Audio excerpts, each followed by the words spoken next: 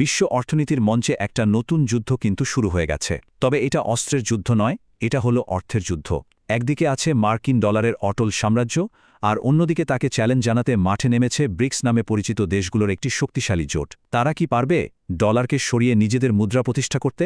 আজকের এই আলোচনায় আমরা এই ডলার যুদ্ধের গভীরে যাব এবং দেখব এই বিশাল উচ্চাকাঙ্ক্ষা আসলে কতটা বাস্তবসম্মত।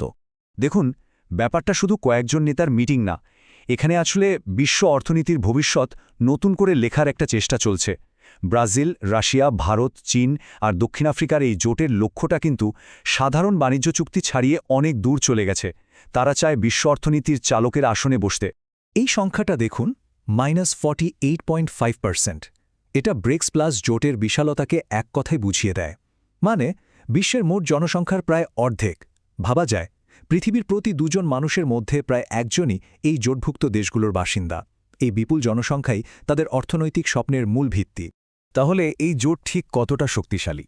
চলুন দেখি কিভাবে সাধারণ ব্রিক্স থেকে এটা ব্রিক্স প্লাস নামের এক অর্থনৈতিক পাওয়ার হাউসে পরিণত হল, যা পশ্চিমা বিশ্বের জন্য একটা বিরাট চ্যালেঞ্জ ছুঁড়ে দিয়েছে। ব্রিক্সের আসল শক্তিটা কিন্তু এর নতুন সদস্যদের নিয়ে। ইরান, মিশর আর সংযুক্ত আরব আমিরাতের মতো দেশগুলো যোগ দেওয়ার পর এটা আর শুধু উদীয়মান অর্থনীতির একটা জোট নেই। একবার ভেবে দেখুন, এই জোট একাই বিশ্বের মোট জিডিপির প্রায় 40% নিয়ন্ত্রণ করে, আর আধুনিক প্রযুক্তির জন্য যে বিরল খনিজ সম্পদ লাগে তার 72%ই এদের হাতে। এই সংখ্যাগুলোই কিন্তু বলে দেয় যে এদের দর কষাকষির ক্ষমতা এখন কোন পর্যায়ে গেছে। হোয়াইট হাউসের একজন প্রাক্তন অর্থনীতিবিদের এই কথাটা কিন্তু অনেক কিছু পরিষ্কার করে দেয়। তার মতে ব্রিক্স প্লাস এখন এতটাই শক্তিশালী যে তারা সম্মিলিতভাবে শুধু আমেরিকাকেই নয়, বরং পুরো G7 জোটকেও ছাড়িয়ে গেছে।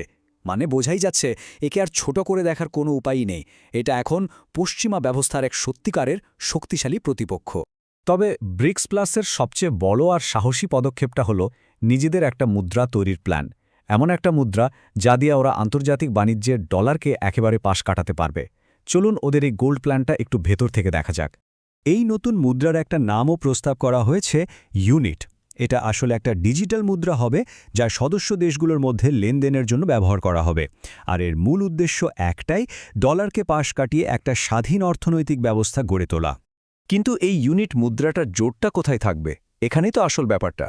এর 40% ভিত্তি হবে সোনা, যা এটাকে একটা শক্তপোক্ত ভিত্তি দেবে, আর বাকি 60% আসবে সদস্য দেশগুলোর নিজেদের মুদ্রার মিশ্রণ থেকে। এই যে একটা নতুন ধরনের কাঠামো, এটাই একে একই সাথে স্থিতিশীল আর বৈচিত্র্যময় করে তুলবে বলে ভাবা হচ্ছে। তো এর পেছনের আসল উদ্দেশ্যগুলো কি কি?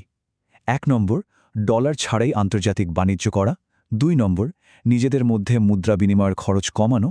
আর 3 নম্বর, যেটা হয়তো সবচেয়ে জরুরি, পশ্চিমা দেশগুলোর অর্থনৈতিক নিষেধাজ্ঞা বা কোনো আর্থিক সংকট থেকে নিজেদের অর্থনীতিকে বাঁচানো। ব্রিক্সের প্ল্যানটা তো বেশ শক্তপোক্তই মনে হচ্ছে, তাই না?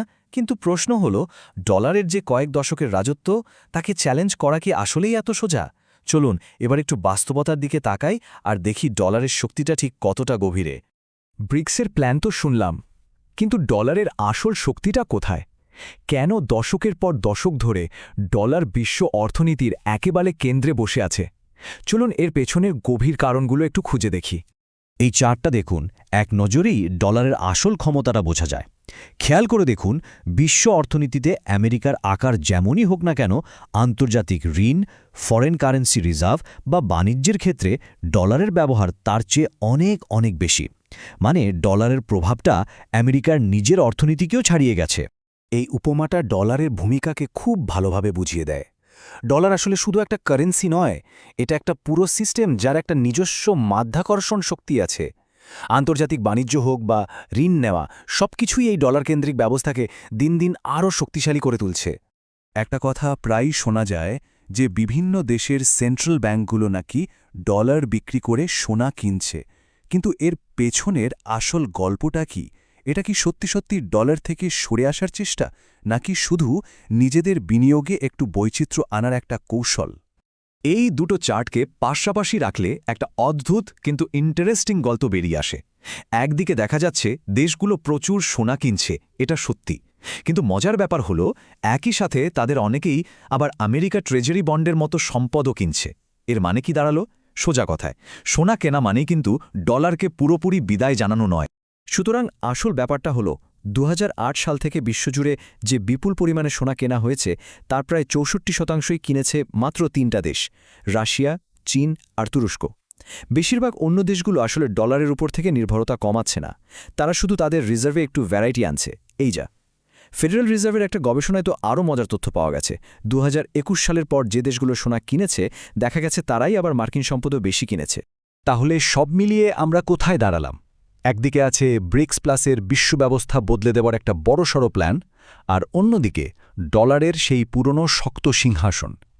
চলুন এক নজরে এই দুই শক্তির লড়াইয়ের একটা তুলনামূলক চিত্র দেখে নেই। এই লড়াইয়ের সারসংক্ষেপটা ঠিক এরকম। একদিকে ব্রিক্সের হাতে আছে বিশাল জনসংখ্যা, জিডিপি আর প্রাকৃতিক সম্পদের মতো বিরাট শক্তি, কিন্তু অন্যদিকে তাদের সবচেয়ে বড় দুর্বলতা হল নিজেদের ভেতরের রাজনৈতিক বিভেদ।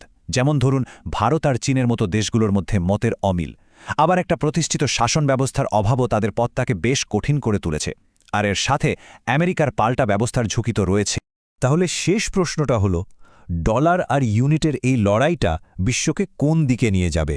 আমরা কি একটা সহযোগিতামূলক আর্থিক ব্যবস্থার দিকে এগোচ্ছি, যেখানে অনেকগুলো মুদ্রা একসাথে চলবে, নাকি আমরা বিশ্ব অর্থনীতিকে দুটো আলাদা শিবিরে ভাগ হয়ে যেতে দেখব? এর উত্তরই হয়তো ঠিক করে দেবে আগামী দশকে বিশ্ব রাজনীতি আর অর্থনীতির চেহারাটা কেমন হবে।